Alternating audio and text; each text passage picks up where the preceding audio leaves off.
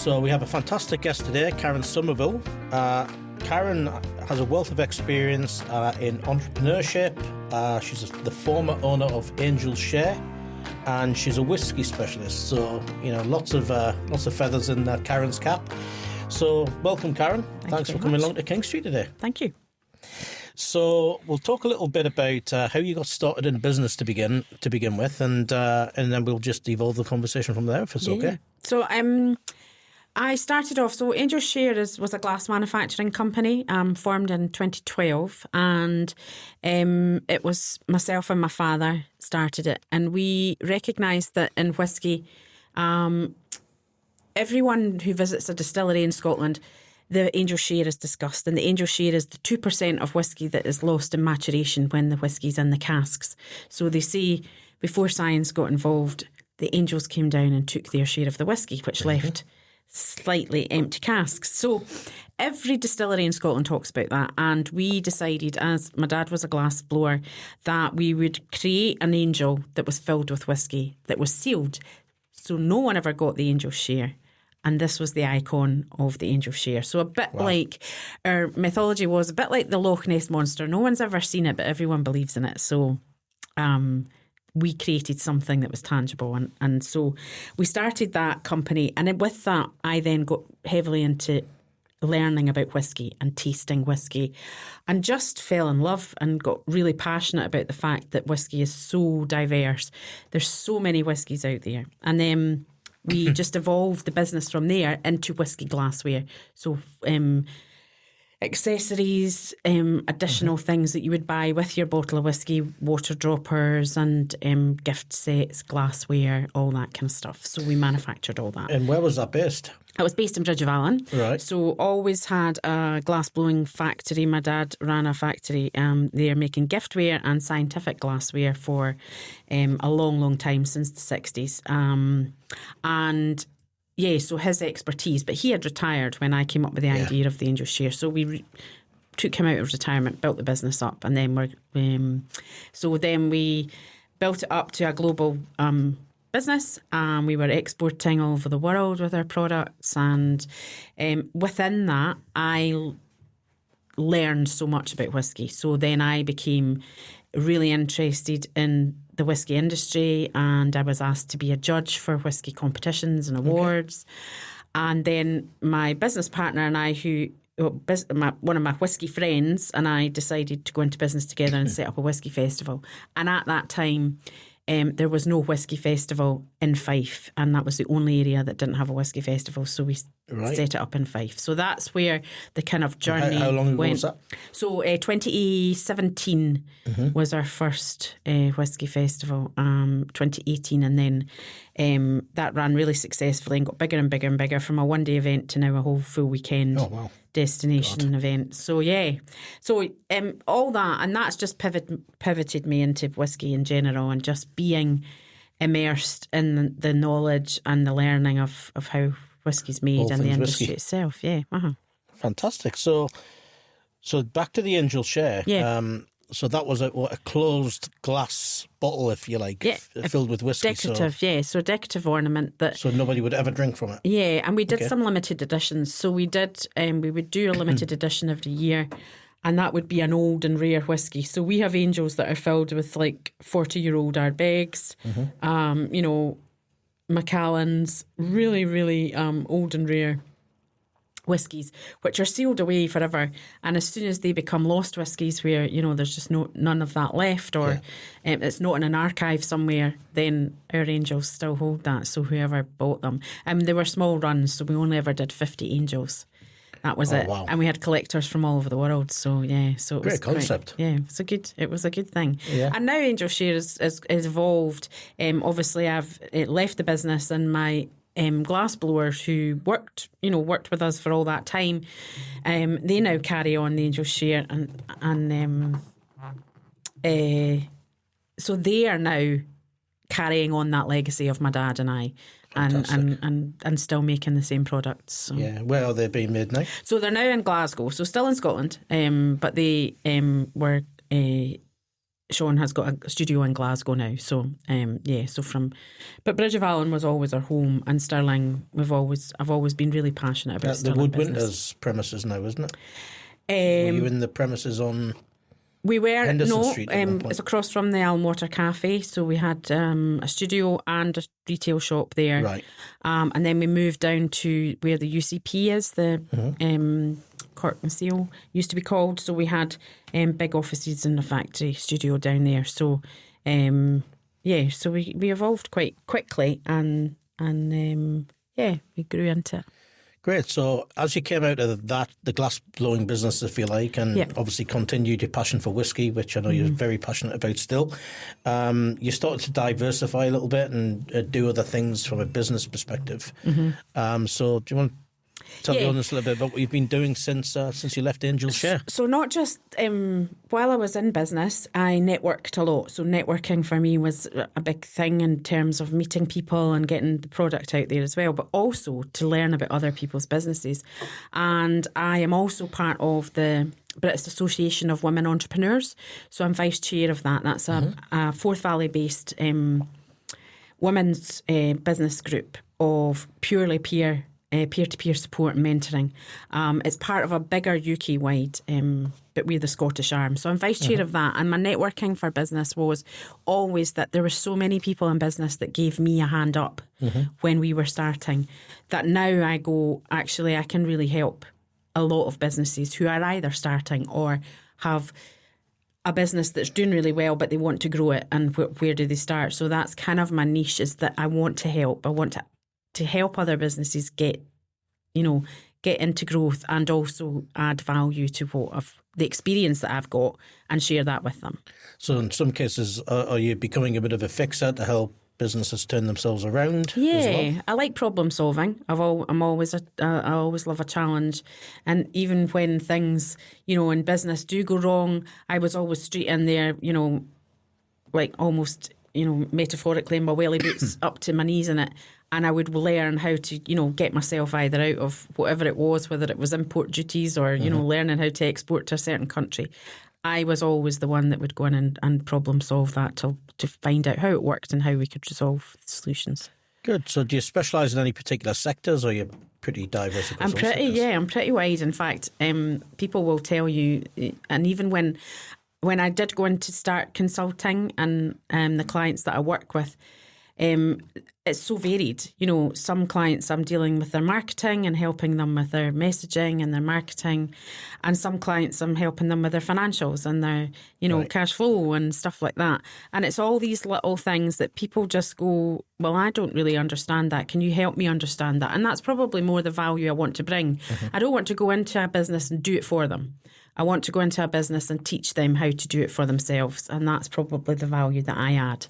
Right, okay. Yeah. And how long have you been going at that now? So since 18 months, so quite fresh into it all. So 18 months into it and really enjoying it, and working with some fantastic Scottish companies.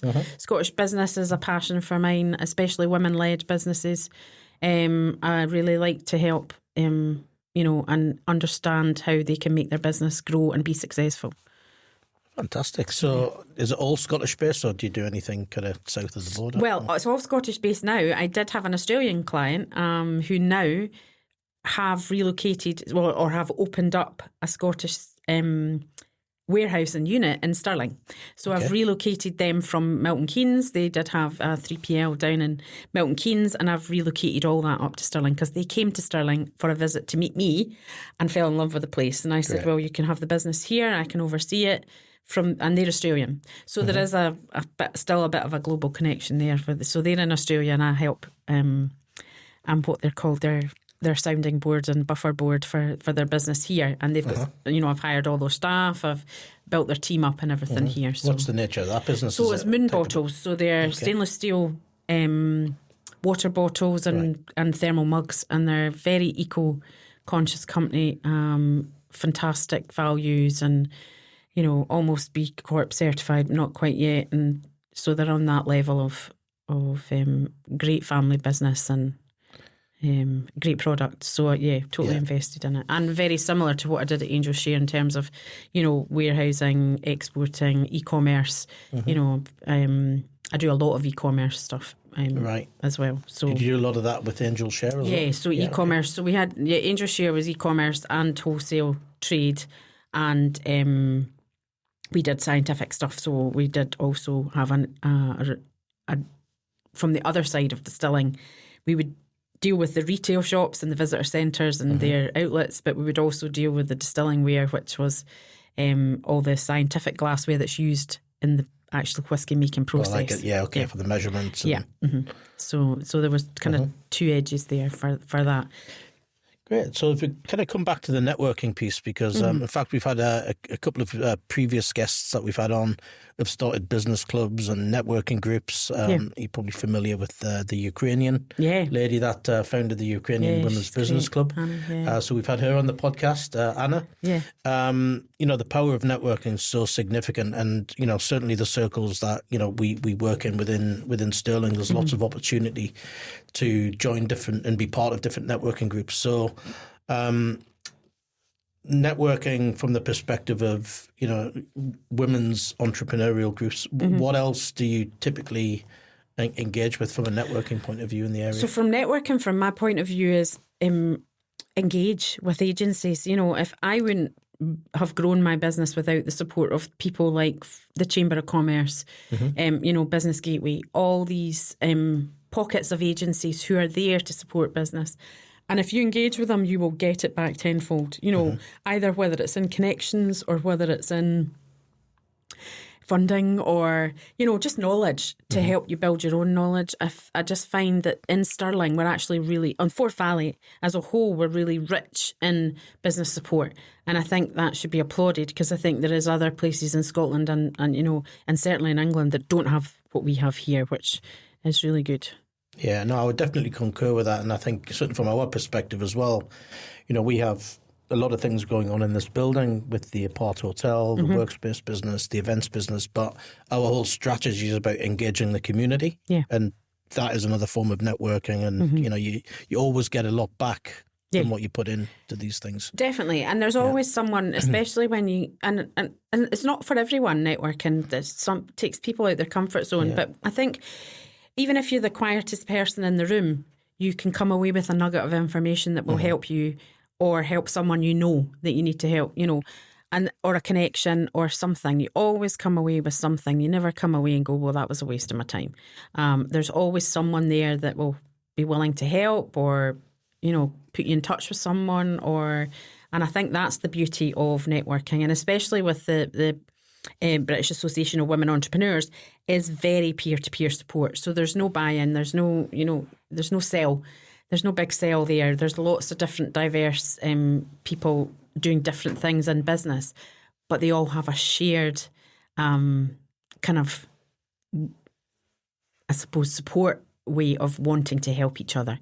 And that's what I like about it. How big is that group for Scotland? So we have about the group itself in Scotland, we have about 40 members, but the wider group as a whole has hundreds. The London UK based, it's very Scotland's kind of just the small arm of it, really. And then the UK based is also part of an international group, which plugs into that. So you have got, if you want to network with other female-led businesses internationally, you can do that through the British Association of Women Entrepreneurs as well. But the Forth Valley group that we have are all, Stirling-based or, Perth, or are all in a kind of radius of the Central Belt, which is great. And we meet quarterly.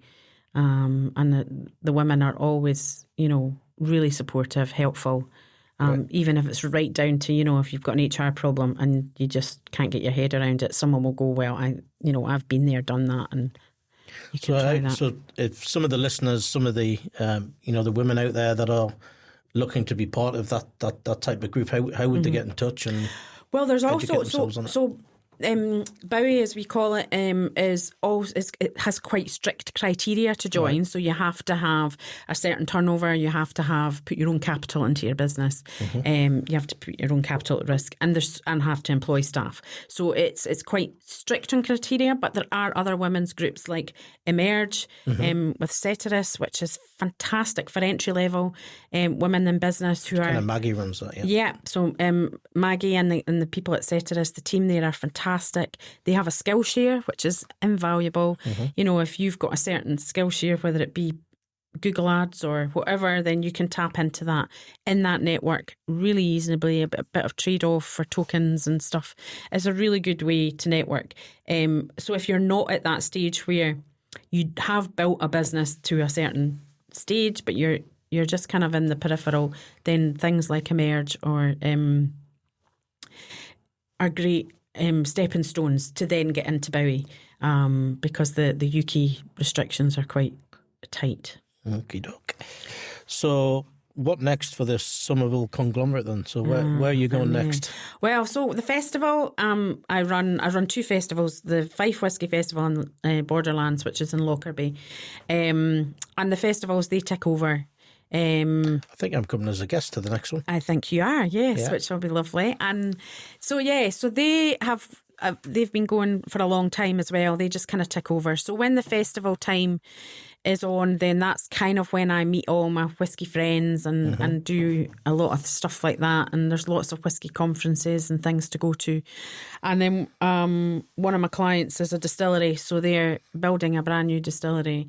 And being on board with that is really exciting. Is that the one near Stirling somewhere? No, it's not. It's up in Angus, unfortunately. Yeah. So there is one in Stirling as well, which I have been involved with to a point. And we'll see what happens with that. But being involved on their journeys and having that whisky expertise and knowledge about, how I've bottled whisky, I've blended whisky, I've made my, I launched my own single malt. I've launched, when I had Angel Share, I kind of diversed a bit when whisky was my passion. I said, I want to have my own whisky. So I think probably more towards the whisky related side of things as well as the business related side of things. I always say I'm passionate about whisky, Scotland and business, and that's my three main things that and if they all intertwine with each other, fantastic. Even better. Yeah.